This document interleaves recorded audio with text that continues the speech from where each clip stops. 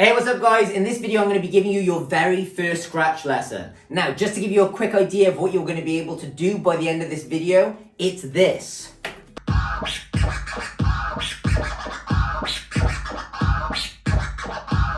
Now, just to give you a little bit of housekeeping before we get into this lesson, just so you know, I'm using two tracks in this lesson. A beat track that's going from 70 BPM, she's got a consistent beat, goes from 70 BPM all the way up to 140 BPM, gradually over 5 minutes, okay?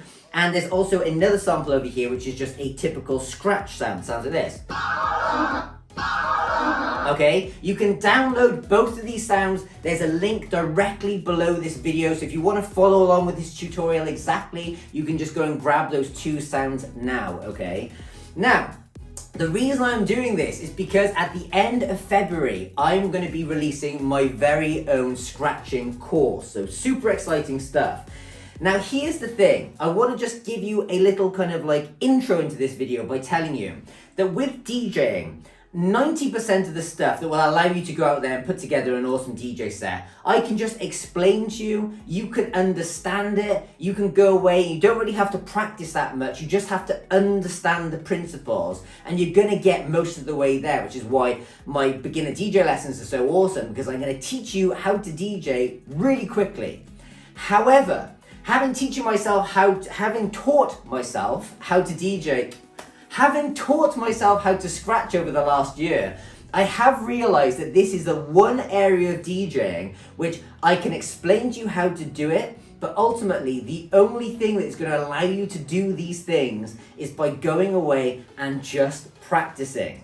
However, when I was putting my scratch course together, which I haven't finished yet, I thought to myself, how can I make this as quick, as simple, as easy as possible so people can get the basics of scratching down to a point which would impress their friends, which is kind of what you want to be able to do super quickly. Like, what exercises can I give you? So this is going to be a bit of a taster into this scratch course, okay? And it also goes some way to explaining why this track here has a steady beat that goes from 70 up to 140. Because what you've got to do is you just got to start slow and build your way up. And this is the main thing which I want to tell you guys. When it comes to scratching, you see people doing the tick, tick, tick, tick, tick, tick, and all this quick stuff, right? It starts with what I'm teaching you here. It starts with just starting slowly and getting the basics down and building up and getting quicker and quicker and quicker, which is why this track is so awesome, because it's quicker over time. Awesome, you get the idea. Let's get straight into this tutorial. Righty ho, what you're going to see is at the top of the screen I've loaded the beat track into track A and the scratch sample into track B. So I'm going to be doing my scratching with my right hand.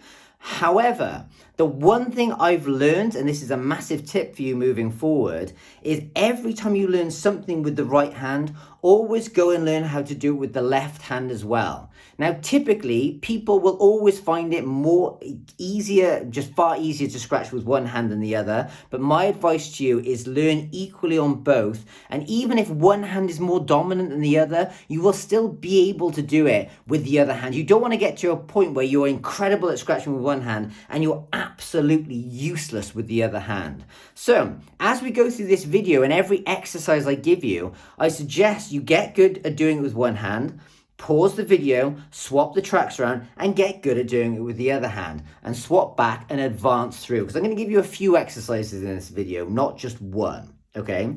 So, first things first. Scratching is essentially putting your fingers on the deck and moving through a sound and back a sound forcefully with your jog wheel. And what I mean is like you're literally grabbing it and running it through the sound and back, okay? First thing you want to do is with your scratch sound, go and put a cue point right at the beginning of the scratch sample, because it's going to be really handy moving forward. Next thing, put your fingers on the deck. I tend to find these two fingers the easiest. Some people use one, some people use these two here. Whatever's easiest for you, I find those two are the easiest for me. Put your hand on, you push it through and come back. Now what you want to be doing is bring the sample back quite a little, well, not that much, but just before the sample here like this. You don't want to be starting right on the sound like that. You don't really want to be starting inside the sound. You want to come out, in, out, like that, okay? The next thing you want to get good at is stopping quickly and coming out quickly. You don't want it to sound like this. You want it to sound like this. In, stop, out, stop. Okay? You want to get good at doing that. And by the way, already at this point, guys, you should be stopping the video, having a go with both hands, and then playing it again, okay?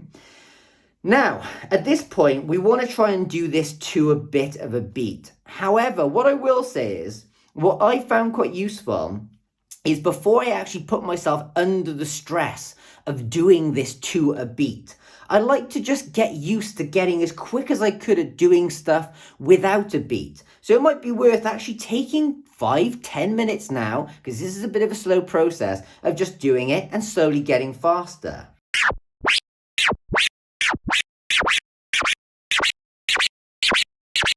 Okay, you just want to get good at doing this. What you will also notice is as you get quicker at scratching, you actually use less of the sample. You'll notice when I first started, I kind of went halfway into the scratch sample like this. When you get really quick, you'll use a lot less of it. The other thing you'll notice as well is the slower and faster you go creates a different pitch of this sound. If you go slow, it creates a kind of a lower sound, and the faster creates a fast pitch sound.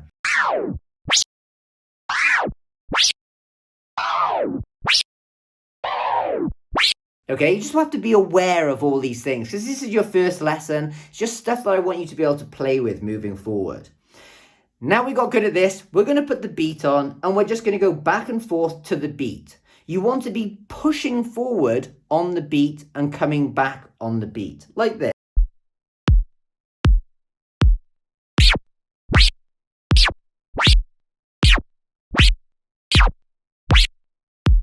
That's pretty straightforward.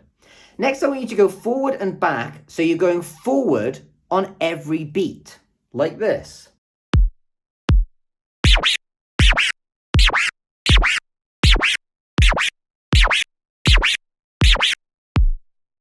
Now, with every single one of these things I'm giving you, realistically, I would like you to actually go through most of this track with the right hand and with the left hand. So you're really getting quick and used to this action, okay?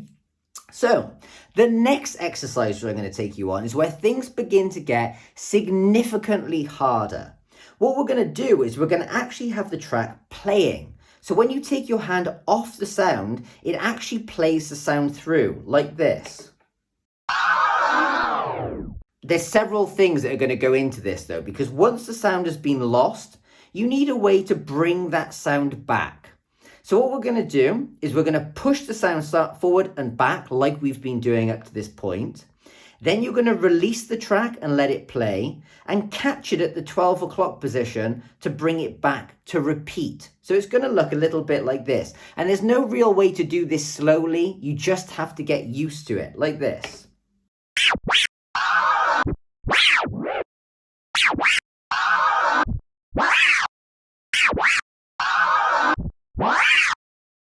You see how I was catching it at the kind of 1 o'clock position and dragging it back?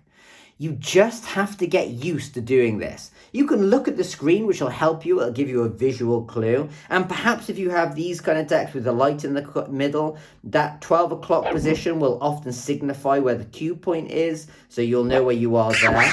But I can do this with my eyes shut, with both hands. And this is something you need to be able to just get good at doing, okay? So what I want you to do now is just take a bit of time to get used to this without using the beat track. Just get used to you doing this quicker and quicker. And remember, you will use less of that sample as you get quicker at doing this. So put your fingers on, press play.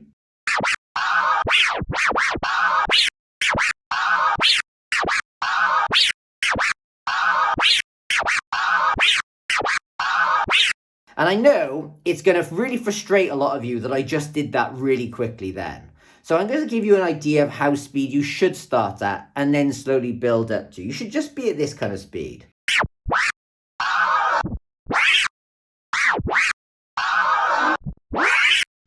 Okay, now let's go and do this to a beat. So the same thing again, I'm going to press play, push forward and back and release on every beat.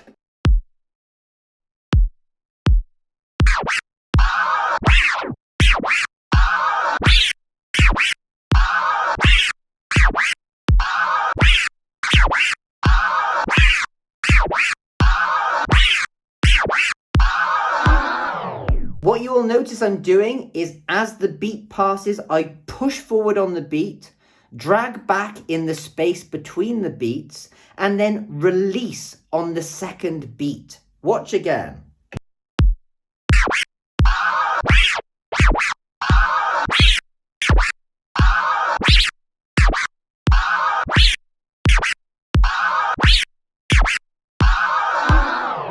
Okay? And that's it. I want you to practice this. I've condensed quite a lot into this video. So what you're going to need to do is take your time with this. Take your time with every step. Get good at doing it with both hands and get up to that fast speed doing this. You'll be amazed that if you take what I've taught you in this tutorial and you go away and spend half an hour really getting good at all of these, it's going to be really awesome for you and you're going to get really good at this. And that's a really cool baby scratch. Now, one last variation of this is to do 2 scratches and then release. It would look a little bit like this.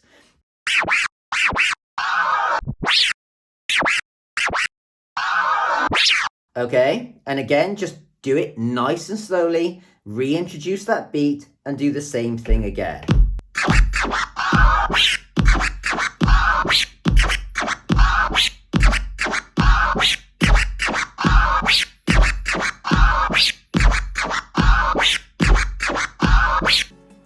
So there you go, guys. Look, I'm actually a little bit frustrated with myself here because the thing that I really want to teach you guys is scratching is a slow and steady thing. And I actually went ahead and gave you tons of stuff then in a video just to try and get through it all really quickly. And the thing that that will do for a lot of people is frustrate them. When they see me doing it relatively quickly and they're trying to do it and they're finding it really hard, it's very demoralizing, and that's not what I wanted to do.